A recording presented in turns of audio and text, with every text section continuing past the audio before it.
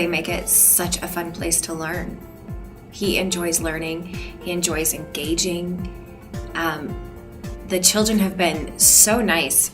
Sometimes when you go to a new school, they feel a little maybe standoffish, but when he came here, he just felt brought in by the kids and he was immediately taken to right away. So I think that's really important. I love uniforms. I am very proactive on uniforms. I think for one, it makes the fight in the morning so much easier. There's no discussion on what they can wear. They can prepare themselves because they already know ahead of time what it's going to be. They get their pants, they get their shirt, they get their shoes, and they are self-sufficient. I don't have to dress them. I don't have to do anything. They can do it themselves because they already know. It's like being self-prepared. And then on the days that they do get out of uniform, they're very excited because they'll have a new piece of clothing that they can share with their friends. But it also keeps it so that no one has a better shirt than somebody else.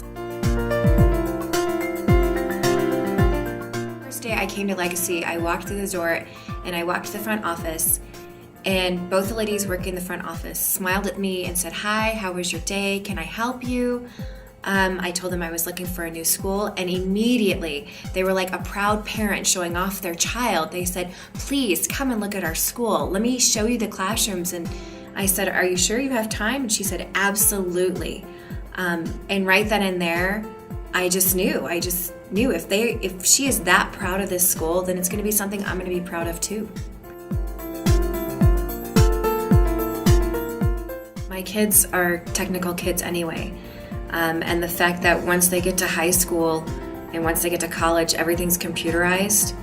It's just like a foreign language. The earlier you start, the better off you are. When I first heard about it, I'll be honest, I came to the meeting and I was like, oh, I don't know about this. Because at heart, I'm a very traditional person. You know, you learn to write your name, then you learn to write it in cursive, and you do things like that. But I think when it comes to innovation, you have to add that in there. Just little things like fine motor skills. Who would have thought that? A teacher once told me one time that when their children were having trouble learning to read and learning to write from left to right, she would actually have them take a car and drive it on a map so that it would show them to focus their attention.